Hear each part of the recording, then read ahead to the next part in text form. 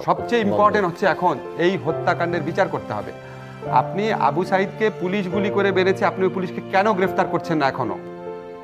এটা কি একটা সভ্য দেশ?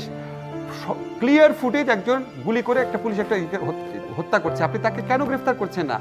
আপনি ওই এলাকার পুলিশের যারা কর্মকর্তা আছে, তাদের ওনার কমান্ডিং অফিসার আছে, তাকে কেন সাসপেন্ড করছেন না?